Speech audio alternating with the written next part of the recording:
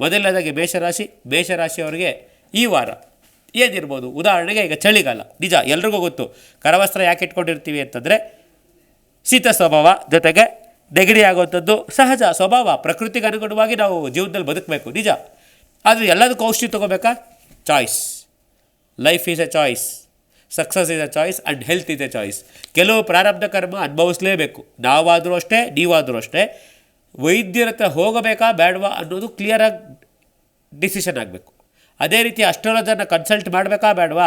Consult ಮಾಡೋಕ್ಕೆ ಮುಂಚೆ consultation fees ಕೊಡೋ ಯೋಗ್ಯತೆ ಇದೆಯಾ? ಅದು ಇಂಪಾರ್ಟೆಂಟ್. ಯಾಕೆ ಅಂದರೆ ನಾನು ಪ್ರತಿ ಸಲ ಯಾಕೆ ಇದನ್ನು ಹೇಳ್ತೀನಿ ಅಂದರೆ, ಡಾಕ್ಟ್ರ್ ಹತ್ರ ಅಸ್ಟ್ರಾಲಜರ್ ಹತ್ರ ಹೋಗಬೇಕಾದ್ರೆ ನಂಬಿಕೆ ಇರಬೇಕು. ಅವ್ರ ಹತ್ರ ಹೇಗೆ ನಡ್ಕೊಳ್ಬೇಕು, ಅವ್ರು ಹೇಳೋದನ್ನ ಕೇಳಿಸ್ಕೋಬೇಕು, ಫಾಲೋ ಮಾಡಬೇಕು. ಇಲ್ಲವೋ ಹೋಗಬಾರ್ದು. ಅವ್ರ ಟೈಮು ವೇಸ್ಟು, ನಿಮ್ಮ ಟೈಮು ವೇಸ್ಟ್. ಆಮೇಲೆ ಅಯ್ಯೋ ಅವ್ರ ಹತ್ರ ಹೋದ್ವಿ, ನಮಗೇನು ಲಾಭ ಆಗಲಿಲ್ಲ ಅಂತ ಪರಿತಪಿಸಬಾರ್ದು. ಬೇರೆಯವ್ರನ್ನ ಬ್ಲೇಮ್ ಮಾಡೋದು ಕೂಡ ಮಾನಸಿಕ ರೋಗದ ಲಕ್ಷಣ. ಅರ್ಥ ಮಾಡ್ಕೊಳ್ಳಿ. ಮಾನಸಿಕ ರೋಗಗಳು ಯಾವ ರೀತಿ ಬರುತ್ತೆ ಅಂದರೆ, ಬೇರೆಯವ್ರನ್ನ ಬ್ಲೇಮ್ ಮಾಡೋದು, ಬೇರೆಯವ್ರ ಮೇಲೆ ಕಮೆಂಟ್ ಹಾಕೋದು, ಅವ್ರು ಹಂಗಂತೆ ಇವ್ರು ಹಿಂಗಂತೆ. ಈ ಗಾಸಿಪಿಂಗ್ ಮಾಡೋರೆಲ್ಲ ಮುದ್ದೆ ಒಂದಲ್ಲ ಒಂದಿನ MR ಕೇಸ್, ಮೆಂಟಲಿ ರಿಟಾರ್ಡೇಷನ್ ಆಗೇ ಆಗುತ್ತೆ ಅವ್ರಿಗೆ, ಅವ್ರ ಮಕ್ಕಳಿಗೆ. ಗಾಸಿಪ್ ಮಾಡಬೇಡಿ. ಪರಾರ ಬಗ್ಗೆ ತಲೆ ಕೆಡಿಸ್ಕೋಬೇಡಿ. ಪರಾರ ಚಿಂತೆ ಎನಗೆ ಯಾಕೆ, ಎನ್ನ ಚಿಂತೆ ಏನಿಗೆ ಸಾಲದೆ ಅಂತ ದೊಡ್ಡವರು ಹೇಳಿದ್ದಾರೆ. ನಿಮ್ಮ ಜೀವನದಲ್ಲಿರೋ ಸಮಸ್ಯೆಗಳಿಗೆ ನೀವೇ ಜವಾಬ್ದಾರರು. ಅದನ್ನು ಬಿಟ್ಟು ಬೇರೆಯವ್ರ ಸಮಸ್ಯೆ ಬಗ್ಗೆ ಮಾತಾಡ್ತೀನಿ, ಅದು ಮೂರೇ ಜನಕ್ಕೆ ಅಧಿಕಾರ ಇರೋದು. ತಂದೆ ತಾಯಿ, ಗುರು, ಮಾರ್ಗದರ್ಶಕ ಮತ್ತು ಆತ್ಮೀಯರು ಅಂತ ಯಾರು ನೀವು ಉಳಿಸ್ಕೊಂಡು ಅವ್ರಿಗೆ ಬಿಟ್ಟರೆ ಬೇರೆ ಯಾರಿಗೂ ಅಧಿಕಾರ ಇಲ್ಲ. ಅವರ ಎಲೆನಲ್ಲೇ ಹೆಗ್ಗಣ ಸತ್ತು ಬಿದ್ದಿರುತ್ತೆ, ಬೇರೆಯವರೇನಲ್ಲಿ ನೊಣ ಹೊಡ್ಸೋಕ್ಕೆ ಹೋಗ್ತಾರಂತೆ. ಇದು ಯಾಕೆ ಅಂದರೆ, ಇತ್ತೀಚೆಗೆ ಇದು ಯಾಕೆ ಜಾಸ್ತಿ ಆಗಿದೆ ಅಂದರೆ, ಯಾರಿಗೂ ಮಾತು ಕೇಳಲ್ಲ. ಎಲ್ಲ ನಾವೇ, ನಮಗೆಲ್ಲ ಗೊತ್ತು. ಎಲ್ಲ ಗೊತ್ತಿರೋದು ಮುಖ್ಯ ಅಲ್ಲ, ಎಲ್ಲಿ ಎಷ್ಟು ಅಪ್ಲೈ ಮಾಡಬೇಕು. ಅಸ್ಟ್ರಾಲಜಿನೂ ಅಷ್ಟೇ, ಬ್ಲೈಂಡಾಗೆಲ್ಲ ಅಪ್ಲೈ ಮಾಡಬಾರ್ದು. ಅದಕ್ಕೆ ಅಸ್ಟ್ರಾಲಜರ್ ಹತ್ರ ಹೋಗಬೇಕಾದ್ರೆ ಪ್ರೀತಿ ವಿಶ್ವಾಸ ಇದ್ದು ಕನ್ಸಲ್ಟೇಷನ್ ಫೀಸ್ ಕೊಟ್ಟು ಅವ್ರ ಮಾತು ಕೇಳೋಗಿದ್ರೆ ಅವ್ರನ್ನ ಅಪ್ರೋಚ್ ಮಾಡಿ. ತುಂಬ ಜನ ಹೇಳ್ತಾರೆ, ಯಾಕೆ ನೀವು ಫೋನಿನ ಪ್ರೋಗ್ರಾಮ್ ತಗೊಳ್ಳಲ್ಲ ಅಂತ. ಎಷ್ಟೋ ಜನಕ್ಕೆ ಫೋನಲ್ಲಿ ಮಾತಾಡೋ ಒಂದು ಏನಂತಾರೆ ಮಿನಿಮಮ್ ಕಾಮನ್ ಸೆನ್ಸು ಕೂಡ ಗೊತ್ತಿಲ್ಲ. ನಮಸ್ಕಾರ ಗುರುಗಳೇ, ನಾನು ಈ ಥರ ಅಂದರೆ ಯಾವ ರೀತಿ ನಾನು ದತ್ತವಾಣಿ ಕಾರ್ಯಕ್ರಮ ನೋಡ್ತಾ ಇದ್ದೆ. ನಮ್ಮ ಜಿ ಕನ್ನಡ ವಾರ್ತಾವಾಹಿನಿಯಲ್ಲಿ ಪರಮ ಪೂಜ್ಯರಾದ ಗುರುದತ್ ಗುರುಗಳು ನಡೆಸ್ಕೊಡ್ತಾರೆ. ಫೋನ್ ಮಾಡಿದವ್ರು ಮನೆಯಲ್ಲಿ ಸ್ವಲ್ಪ ಅಂದರೆ ನಾನು ಇಮಿಟೇಟ್ ಮಾಡ್ತಿಲ್ಲ, ಯಾರ ಹತ್ರ ಹೆಂಗೆ ನಡ್ಕೋಬೇಕು ಅನ್ನೋ ಸಂಸ್ಕಾರನೇ ಇಲ್ಲ. ನಮಸ್ಕಾರ ಮಾಡೋ ಸಂಸ್ಕಾರ ಇಲ್ಲ ಅಂದರೆ ನಿಮ್ಗೆ ಯಾವ ದೈವನೂ ಅಲ್ಲ, ಮನುಷ್ಯರೇ ಮರ್ಯಾದೆ ಕೊಡಲ್ಲ. ಇನ್ನು ದೈವ ನಿಮ್ಮ ಮಾತು ಕೇಳುತ್ತಾ ಅಂದರೆ, ಮನುಷ್ಯರೇ ನಿಮ್ಮ ಮಾತು ಕೇಳಲ್ಲ ಅಂದಮೇಲೆ ದೈವ ನಿಮ್ಮ ಮಾತು ಕೇಳುತ್ತಾ? ಅದಕ್ಕೆ ಮಾತು ಎರಡನೇ ಮನೆ ತುಂಬ ಬಹಳ ಮುಖ್ಯ. ವಾಕ್ ವಿತ್ ಕುಟುಂಬ, ಸರಿಯಾಗಿ ಮಾತಾಡೋದನ್ನು ಕಲಿಬೇಕು. ಎಲ್ಲದಕ್ಕೂ ಟ್ರೈನಿಂಗ್ ಬೇಕು. ಟ್ರೈನಿಂಗ್ ಇಲ್ದಿರ ನಾವು ಮಾಡಿದ್ದೇ ಮಾತು ಆನೆ ಹೋಗಿದ್ದ ದಾರಿ ಅಂದರೆ ಆನೆನೇ ಕೆಡ್ಡ ಆಪರೇಷನಲ್ಲಿ ಬೀಳೋದು. ಸೊ ಅದಕ್ಕೋಸ್ಕರ ಮಾತಾಡೋದನ್ನು ಕಲೀರಿ, ಸರಿಯಾಗಿ ಮಾತಾಡಿ. ಮಾತಾಡೋಕ್ಕೆ ಬರ್ದೇರೋ ಪರವಾಗಿಲ್ಲ, ಗೌರವ ಕೊಡದೇರೋ ಪರವಾಗಿಲ್ಲ, ಅಗೌರವವಾಗಿ ನಡ್ಕೋಬಾರ್ದು.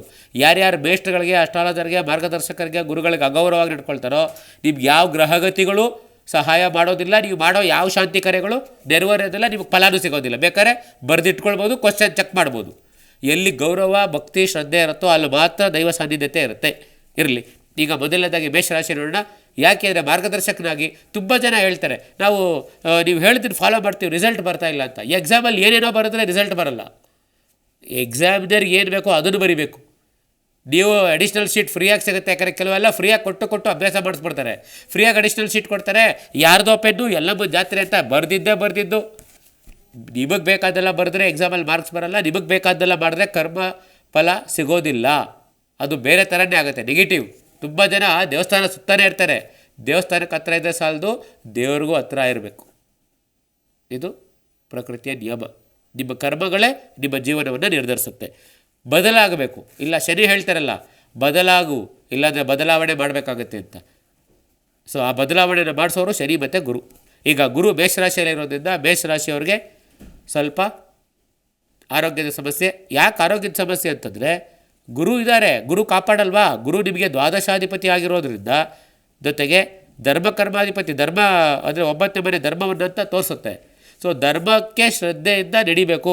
ಸ್ವಲ್ಪ ನೀವೇನಾದ್ರು ಧರ್ಮ ಬಿಟ್ಟು ನಡೆದ್ರೆ ನಿಮ್ಮನ್ನು ಯಾರೂ ಕೂಡ ಕಾಪಾಡೋದಕ್ಕೆ ಆಗೋದಿಲ್ಲ. ಉದಾಹರಣೆಗೆ, ನಾವು ನಮ್ಮ ಜೀವನದಲ್ಲಿ ತಗೊಳ್ಳುವಂಥ ನಿರ್ಧಾರಗಳ ಮೇಲೆ ನಾವು ನಿಂತಿರ್ತೀವಿ.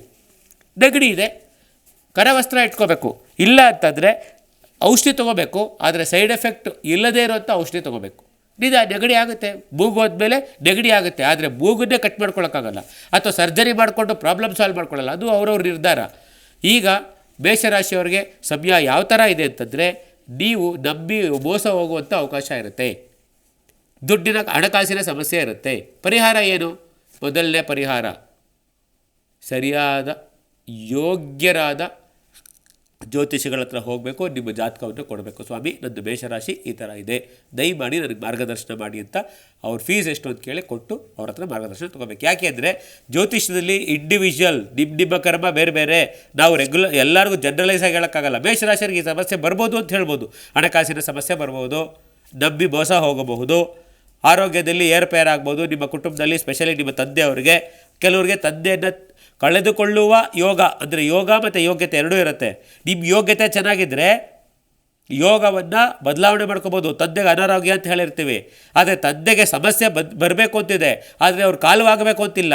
ನೀವು ಸ್ವಲ್ಪ ಬುದ್ಧಿವಂತಿಕೆ, ಧರ್ಮ, ಕರ್ಮ, ನಿಯತ್ತಾಗಿ ಏನಾರ ಇದ್ದರೆ ಭಗವಂತನ ಹತ್ರ ಭಗವಂತ ಎಕ್ಸ್ಟೆನ್ಷನ್ ಕೊಡ್ತಾನೆ.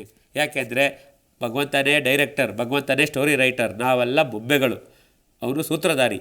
ಭಗವಂತನ ಹತ್ರ ನವಗ್ರಹಗಳ ಪರಿಣಾಮವನ್ನು ಆಲ್ಟರ್ ಮಾಡೋಕ್ಕೆ ಇರುವಂಥ ಏಕೈಕ ಶಕ್ತಿ ಇದ್ದರೆ ಆ ದೈವ.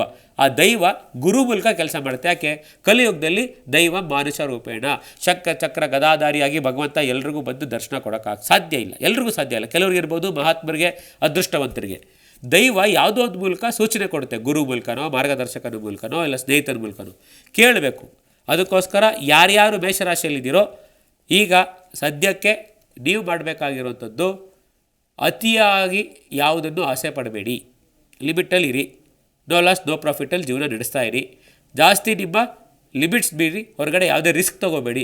ಈಗ ಕನ್ಸಾಲಿಡೇಷನ್ ಟೈಮ್, ಅಂದರೆ ನಿಮ್ಮ ಸ್ಥಾನಮಾನವನ್ನು ಉಳಿಸ್ಕೊಂಡು ಕೆಲಸ ಕಾರ್ಯಗಳನ್ನು ಮಾಡಬೇಕು. ಯಾರ್ಯಾರು ವಿದ್ಯಾರ್ಥಿಗಳಿದ್ರೋ ನಿಮ್ಮ ಬೆಸ್ಟ್ ಎಫರ್ಟ್ ಹಾಕಿ, ರಿಸಲ್ಟ್ ಏನಾದ್ರು ಬರಲಿ ತಲೆ ಕೆಡಿಸ್ಕೊಬೇಡಿ, ಎಫರ್ಟಲ್ಲಿ ಕಾಂಪ್ರಮೈಸ್ ಮಾಡ್ಕೋಬಾರ್ದು. ಸೊ ಹಾಗಾಗಿ ಯಾರ್ಯಾರು ವಿದ್ಯಾರ್ಥಿಗಳಿದ್ರೋ ಮೇಷರಾಶಿಯಲ್ಲಿರೋರು ಎಫರ್ಟ್ ಚೆನ್ನಾಗಿ ಹಾಕಿ, ಸೋಂಬೇರಿತನ, ಆಲಸ್ಯ ನಿಮ್ಮನ್ನು ಕಾಡಬಹುದು ಅಂತಿದೆ. ಅದಕ್ಕೇನು ಮಾಡಬೇಕು? ಪರಿಹಾರ ಮಾಡ್ಕೋಬೇಕು. ಯಾವ ಥರ?